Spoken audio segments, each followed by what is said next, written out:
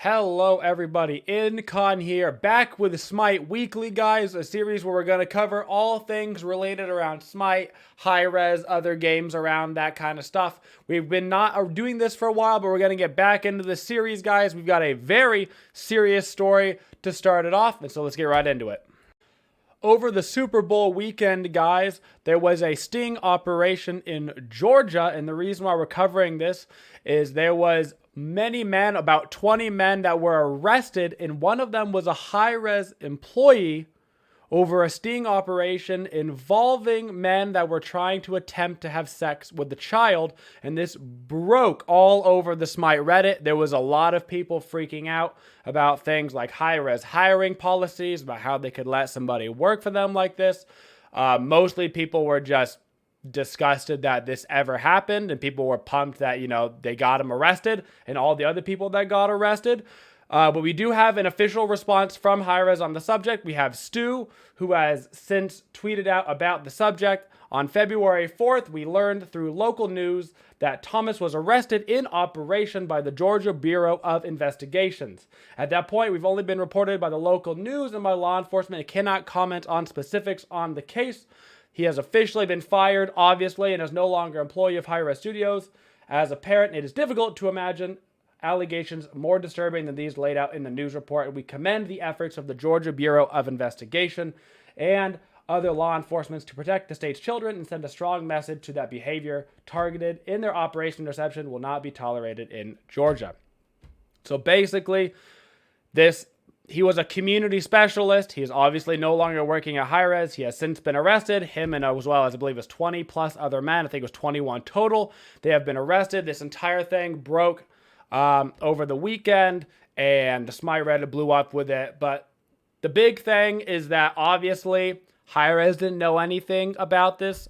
Obviously, I can't imagine that they're not going to maybe rework a little bit of their hiring practices, maybe a little bit more in depth on things, trying to find out. But at the end of the day, this was a bad person trying to do a really bad thing. Luckily, they got caught, and luckily, they're no longer working at Hi-Rez.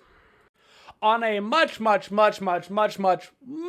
heavy topic, guys, we have a little update regarding Season 6. For those that haven't heard yet, guys, Season 6 once again got delayed. Season 6 was supposed to be out, give or take February 5th-ish is when it was supposed to come out, but it got delayed, and we got an update from Hi-Rez Isaiah. It has been delayed until February 11th. In order to make sure Update 6.1 is the best experience possible, we've decided to push back the release date to February 11th. This will allow us time to add extra final polish to these long requested features from the community. We're also taking extra time to test the merging of content and progress across platforms as we make our final preparations for cross progression.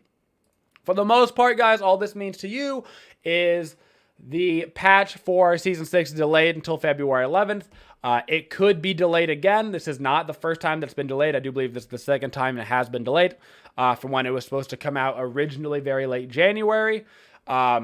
Obviously, some things are going a little bit wrong in terms of the crossplay / progression area, and those are taking longer to be dealt with than they would have preferred. But hopefully, Season 6 comes out at February 11th. Hopefully, it doesn't get delayed again, because we got to start getting into the pro scene again. We already canceled the entire preseason. Remember, there was going to be a preseason of the pro scene this year, but that got canceled because Season 6 out yet. Plus, all the pros from like EU are still flying over trying to get all those gaming houses and stuff sorted out. But speaking of the pro scene, there was some controversy in the pro scene. The season hasn't even started yet, and there was some controversy in the pro scene because Emilzy uploaded a video to his YouTube where he does a series about going over previous videos, about previous SPL games, and he talks about the matches. He tries to help viewers understand what's happening, and he tries to make it an overall good experience. But in this video, you can distinctively hear their coach at the time during the Season 5 spring split talking during the game. He's doing certain things like helping them get timers. I believe he helps with relic timers, I think jungle timers at one point, and generically just trying to help them in comms during an SPL match. Now, that is completely and 100% against the rules at LAN. in a LAN setting that is 100% against the rules. And so we saw a lot of players in the SPL being like, was this legal the entire time? Were they cheating? Could we have been doing this the entire time? Is somebody going to get in trouble? And we got the official response from HiRez.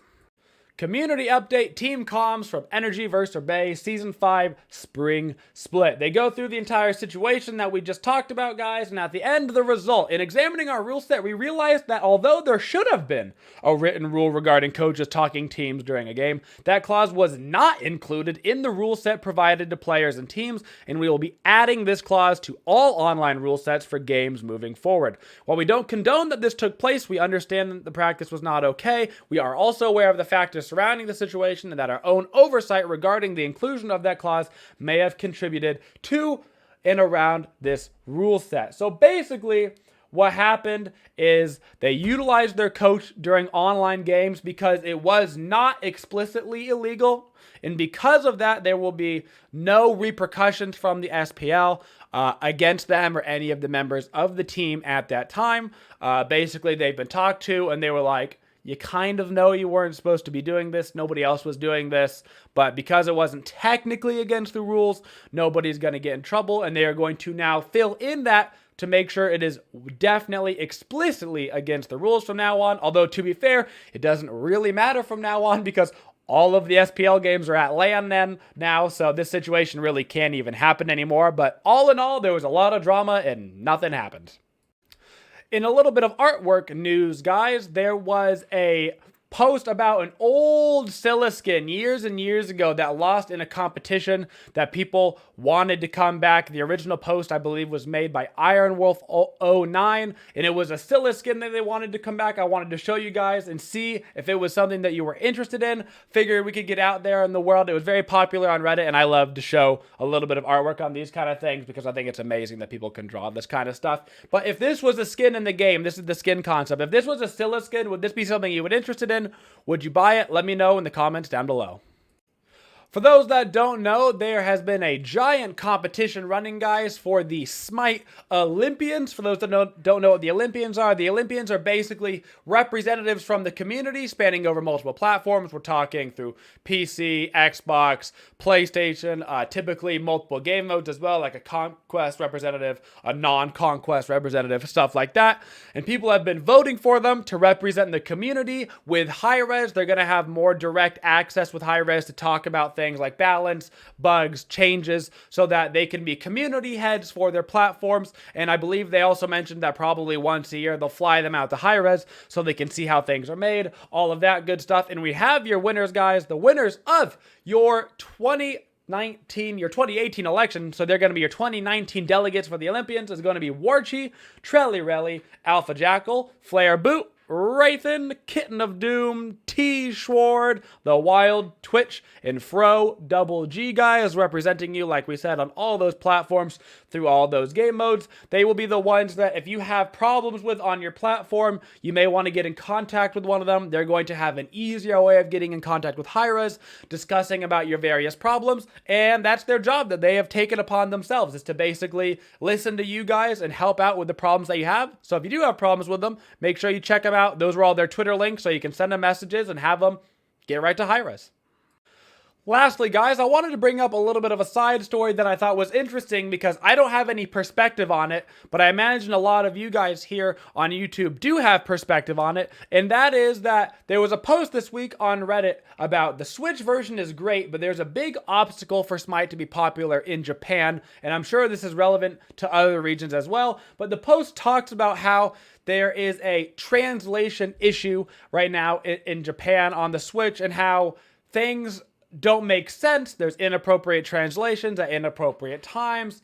There may be mistakes outright, not just translation errors. You're talking about just straight up context that's wrong. You're talking about the language itself is wrong within the language. And I was wondering, for those of you guys that live in regions outside of the normal English speaking, like NA, EU, for those of you that have played the game in Southeast Asia, for any of you that live in Japan, for any of you that live in South America, where other languages are more prominent, I wanted to know if you guys have had any experiences with the clients on other languages, if you have experienced any just giant glaring errors, or you're like, what are they even trying to say here? It'd be very interesting to know your guys' perspective, because while I don't have any perspective on it because I just play on the NA English client, I've never gotten any experience with those. So I'd love to know down in the comments if you guys have had any issues with those, why or why not, whether it's good in your region, whether it sucks in your region. I'd love to know about it. That's it, guys, for Smite Weekly this week. We had a lot of topics to cover, including, probably the heaviest, craziest, most real topic that will hopefully ever grace this show. Hopefully the rest of it is very, very, very minor in comparison. But thank you guys for watching. I appreciate it.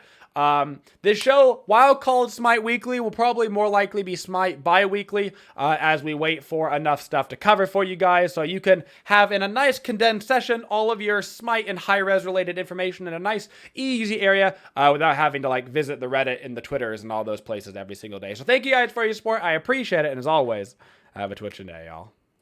Thank you for watching the video. If you liked the video, please go ahead and hit the like button. And if you like the channel, go ahead and subscribe and ring that bell, guys, in order to get notifications for our uploads.